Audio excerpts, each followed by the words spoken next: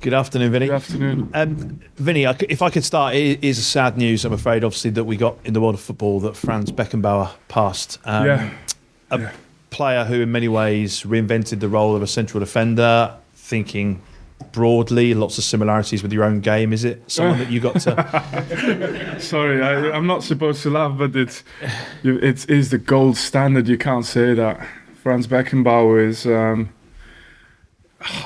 is if you define the role of a centre-back and everything he should be able to do, it's Franz Beckenbauer. Not just, obviously, the player himself, but the leadership he's had, the fact that he was a visionary as a player, but also beyond his playing career. I was lucky to meet him a few times, and one of the times, typical me, was in a hospital where he was getting treatment of the same doctor as me. But I think it's a sad news, but at the same time, it gives everyone as well the chance to celebrate his legacy and what he's done in his career. I don't know if it was the same for you, but certainly when I was even playing in the playground, obviously way too young to have ever seen Beckenbauer play, but there was an awareness that if you were playing with the ball, you were Beckenbauer even at 12, 13, 14 years old. I wonder, was it the same? Yeah, it was everything. It was reading the game, intercepting, obviously distribution, but also stepping in, scoring goals. That's why I say it was the complete centre-back. And as much as we're trying to re-educate a lot of centre-backs to be able to be comfortable on the ball, and he did it in an era where... it was almost. I'm not going to say it was rare, but it was an era where we wouldn't maybe associate it to it. And just a fantastic way. And even though I've not seen him play live, obviously, I've looked for a lot of footage, clips from his career, and I always knew he was the reference. Yeah. Can I ask you about your squad then and the fitness going into this game? Obviously, we saw Lyle Foster have to be withdrawn in the last match. How is he? And do you have any updates on perhaps the likes of Charlie Taylor, Jordan Bayer? Are they going to be fit to play tomorrow? Yeah, I'm going to throw Crabbers under the bus here. He advised me, he said, today we say nothing about injuries. And I said, you know what? For once, Crabbers, that's good advice. I'm going to follow that. Like the true broadcaster that Crabbers used to be. He talks a lot, but every now and then I know when to listen. This is a message to any young person wanting to get into broadcast journalism. Don't become a press officer. Okay, so we can't expect any of them to play then tomorrow. Is that fair to say? I will say nothing. I follow his advice, and I'd rather do that than lie. I wonder what his reasoning was. Is it because it's such a big game tomorrow? No, it just comes with it off the cuff. I think he sometimes wakes up and that's what he comes up with, and most of the time I don't listen. But this one I was like, do you know what, Crabbers? That's something different. We haven't done that before, so why not? I don't know what he told you to say about transfers, but that's where I'm going to go next. He said I should tell you to go to the chairman. We've heard that before. We're almost halfway through January now. What is the likelihood of anyone coming in this month? So I'll be honest again. There's a big chance we do something. That we strengthen on a couple of positions. I want to just manage expectations in terms of, I think, what we can do at this moment in time. It's probably going to be difficult to do the real immediate game changes, but we can, I think, always use a little bit of extra strength in the squad just in case something happens as well. And players that we think at this level can help us, should be able to help us. Yeah. The strategy in the summer certainly was to bring in younger players who have that potential to improve. Yeah, would it be similar? Would it be would you want more senior players in at this point to try and help them maybe? What's the thinking? No, I just want players that are good enough for the Premier League. The problem is the real discussion always about strategy is that you have to have players who can play at this level. It has nothing to do with playing at this level. Being able to play at this level has less to do with age than people think. Experience is important. It's important to have balance and experience in the squad, which is, I think, something we do have. But being able to play at this level, you need legs. and they need to be able to carry you the distance and really fast. And you need to be strong on the ball, tactically smart. You have to be. I think the entry level price for this league is really, really high, and you can get exposed no matter what age you are if you're not the right profile. What about outgoings? Connor Roberts, for example, has been linked with Leeds. Have you had any inquiries for him? No, but to be honest, it's probably as well just, again, a little bit in the spirit of the importance of the game. Is the lasting. I mean, we have a 9 days break, sort of say, or let's say our next game is on the 31st after that, yeah? So we'll have plenty of time to do all these discussions, certainly internally, but my only concern has been Luton this week, and the break gives us a fantastic chance to actually make it really clear, like we'll deal with everything else after that game. Well, I'll finish on that then. You beat them early in the season, of course. If you're going to stay up, will results against the likes of Luton be decisive in your season? Right, against everyone, yeah. I think we're past the point where we can deny the fact that we have to look at every opportunity for us to get results. And but in terms of what our belief is still that in a game against Luton we can get results, just like we felt we could get something against Aston Villa, and we felt like we could get something against the other teams we've played. I think we're in a frame of mind where that's also looked likely, but we have to make it happen, and the only thing we can do is tomorrow on the pitch. Vincent, obviously we've mentioned about facing Luton earlier on in the campaign. Both teams were fresher to the Premier League at that point. What development have you seen from both sides, and how different do you think these two teams are going head to head this time? No, I think the biggest similarities I can say is that as much as at the very, very start of the campaign, for us anyway, there was a clear gap between us and not every team, but most of the teams we were facing. For like I said, for 12 games or something, that's not been there anymore. Yeah, there's a gap in quality and resources, finance and everything, but we can make it happen against anyone if on a good day, And I think that's looked as well similar for Luton. I can't remember watching a game of Luton against any opposition where they haven't made a game of it. And then obviously being the best team in both boxes, that's also what makes a difference. And for us, that's always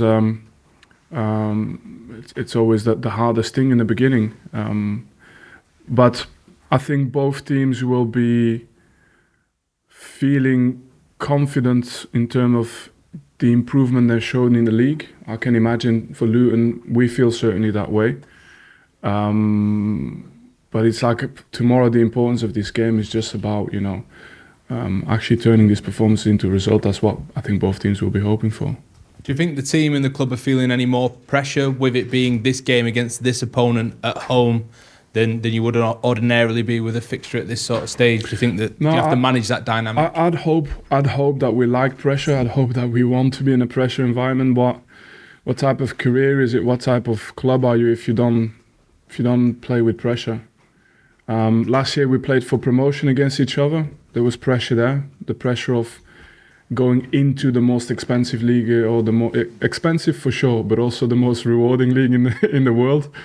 And this year is the same type of pressure. It's being able to stay in this league. But I think I wouldn't imagine this job without these type of games being a big part of what you like to do. With that in mind, you're 20 Premier League games in as a manager here at Burnley now. How are you feeling about being a Premier League manager? Still, like it's the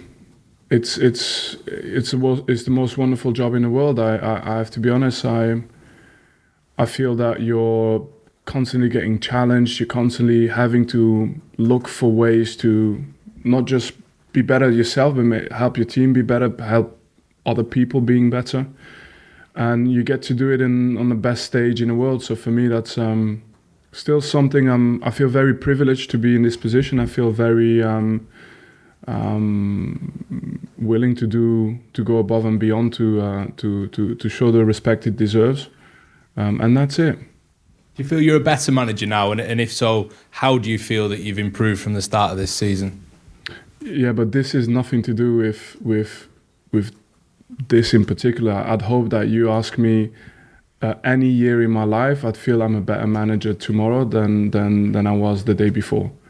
So if I'm 64, I'd still hope that you can ask me that question. I say, yeah, I'm better than when I was 55. You're still going to be here at 64. I honestly, I've thought about the possibility. Long way off. Thank you, Vincent. Thank you. Tottenham away and Villa away compared to Tottenham at home and Villa at home were worlds apart, weren't they? Yeah. Are you actually surprised how quickly the team has kind of adapted and got used to it? No, I'd hope as a manager at some point they do, because otherwise it's a pretty grim outlook, you know. I kind of the thing what would make me the most nervous is if you don't have the right characters in the building. Because if you have just a group of players who are just there and they're just there for a payday and progression doesn't really matter, you're in trouble. But the reasons why I've kept telling you, even in any period of this season, I've told you I enjoy working with this team. It's really genuine. It's because I feel I have characters who have a growth mindset, and their improvement ultimately is the improvement of all of us. And this is hopefully the picture that you see for tomorrow. On top of improvement, you just want results, but I do feel that, okay, you know, this what they are showing now, that should also turn into results this season. The goal is to have it quick, sooner rather than later, because you don't want it to happen too late, of course. But my belief is that these type of signs do eventually turn into results. There are quite a lot of younger players, as you've mentioned, in the squad. Do they tend to learn a bit quicker and adapt a bit quicker than senior pros that might be a bit more stuck in their ways? Yeah, maybe? I think it's a mindset. You have senior pros that are fantastic at adapting, learning, evolving, and some of them, you see them every day. You see them playing for us as well. So I think for youth it's a necessity that you can't not be coachable. You just can't, not at this level. Whereas for older players, it's a really strong sign of being able to, and I think we have those type of guys, you know. But it's not to do not only with age. How bigger achievement would it be for any of the three that won promotion last season to stay up, do you think? I don't think there's been a season where all three have gone down. Yeah, but like I said, look, the future will point out whether this is the starting point for something, right? But I do feel like if we're really being honest about it, like the thing you have to make the distinction with is, for example, Luton came up with a team that never had any Premier League players in it initially.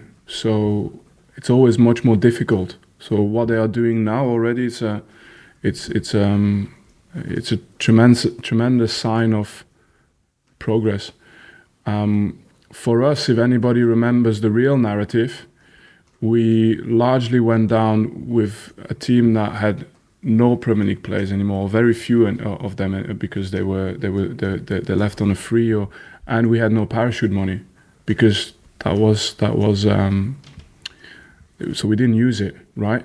So that means that we've had to build our squad and come up with a largely championship-like team. And for us, it's been we've had different strategies than Luton, but we've had the same kind of issue to solve, which is to turn the squad into a Premier League squad as quickly as you can. And so for what I'm trying to say with this, I guess, is that for those teams who are doing real Championship to Premier League promotion type of thing, it's a really tough ask. It's a really difficult job, and you know, any of us that would make it, that would be an exceptional achievement.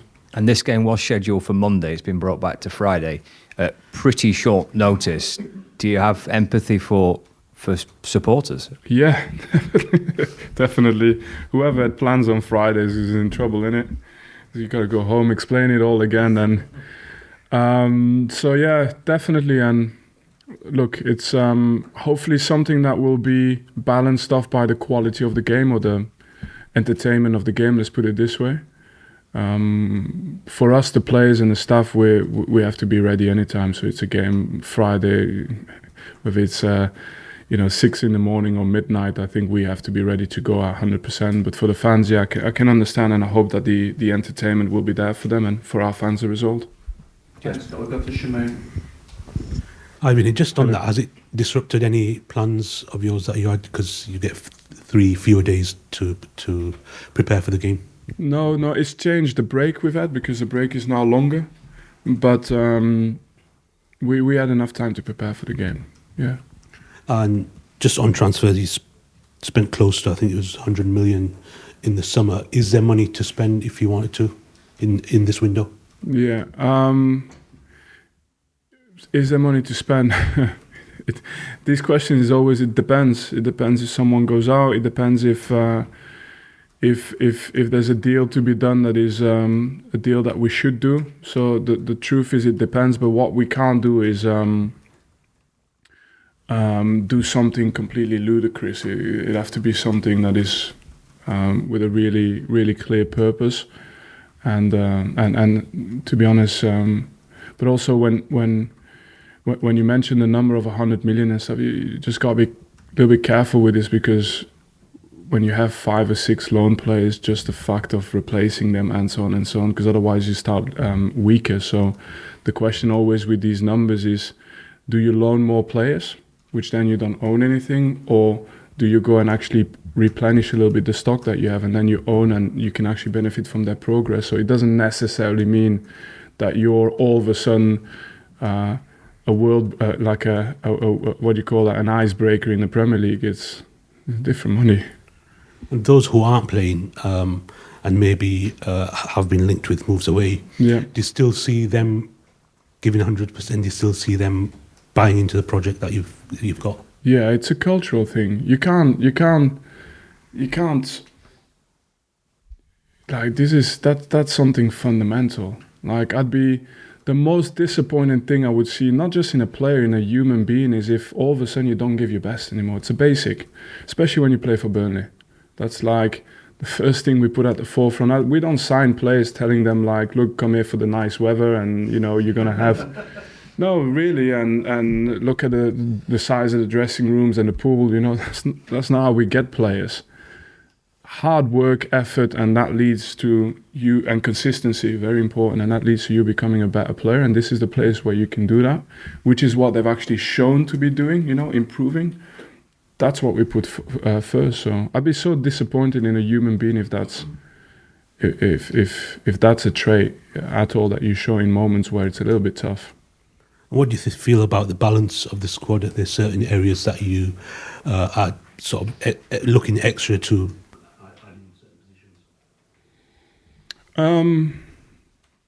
So what do you mean with the balance of the squad?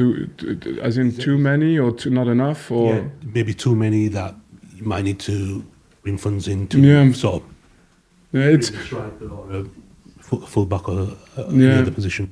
No, I think, look, the squad balance is something that we pay a lot of attention to. I mean, as a club, so the club itself, it's part of the strategic planning, right? Things we have to be careful with is I explained this example a few times, but for example, when I was at Anderlecht, when I had a winger that was out, the next one coming up was Doku. So I was kind of saying, yeah, I'd like to give him a run, like it's tough. I lost my main winger, but this kid might make it one day. I don't think we're in that position yet. So for us, having numbers, when you see the season, how long it is, definitely at the start, it's not a bad thing. But then I think eventually the team settles a little bit, and then you try and make sure that everybody's also, getting the playing time. But we've been really fortunate with how the lads have responded, to be honest, in terms of whatever the situation's been in the squad. They've trained today again, and they've been exceptional. Cheers. We'll go to Matt, and then we'll finish on Ian. Hi, Vinny. You mentioned the break you've got. Obviously, you've got a few more days now. What plans do you have now for that period before Man City? No, it just gives us time. We have a lot of internationals now. We came back earlier because we had a big break already at the front. So it was always the plan to give them as many days as we could allow from a performance perspective. So they're going to get at least a week off, and then back and ready to go. And we got, I think, more than 10 days lead into Man City, so that's perfect. Yeah, we've talked a lot the last few weeks, haven't we, about the development of some younger players and the players you got during the summer. Can I ask you specifically about Dara O'Shea and how consistent he's been in recent weeks? He's been a strong performer for us, and beyond what the obvious would be in terms of him stepping up in recent games, I think it's also one of the players who's growing a little bit in terms of character and leadership as well. And yeah, so these guys are on that middle phase between young and actually experienced. But they're making that step, as many games as keep coming, as much as you become aware of your task, they become more and more valuable as well in the way they communicate it to other players. So yeah, pleased for him, but the truth is always tomorrow, and that's the beauty of the job. Thanks. Last one at the back with it, Ian, please. PA Media. Ivan, I just wanted to ask, the games coming up after this, you mentioned City, there's also sort of Liverpool and Arsenal and the fixture list. Does that put an added emphasis on tomorrow's game? No, you still got to play every team twice. It's in my opinion, I think if you're chasing in your head and you're chasing the league table, then that can have an impact, but I would advise never to approach it that way. It's game by game, try and win every single game. And then eventually, if you get 3 or 4 of these guys in a row, you'll have 4 or 5 of the other guys in a row as well. But I think as we've learned, you can't choose and pick and choose which game you want to win. You need to try and win every game and see at least come as close as you can to good results for us. I think that's how we have to approach it. You talk about chasing the league table potentially. Win tomorrow, you could close the gap on Luton. Lose, and they can open up quite a big gap. Is that something you think about? Yeah, but again, with this, I stay very calm. And as well, let's be completely honest as to how this gap has happened. I think I've learned one thing from being in and around the place where we are now is just a couple of wins, really. That's what's happening. If you can put a couple of wins in a row, 2, 3 wins in a row, it makes a massive, massive difference at that end of the league table. And just like a couple of defeats make a massive difference when you're at the top. It's a little bit that kind of stuff. So do I believe we can have do I believe we can go on a run at some point this season? I think so. And I think that's to have the feeling that you have that in the team. So then looking at the league table like this I'm not sure it's very productive. Thank you. Thank you. Okay, we'll stop at that bit. I'm not sure what word you used there, so just if anybody's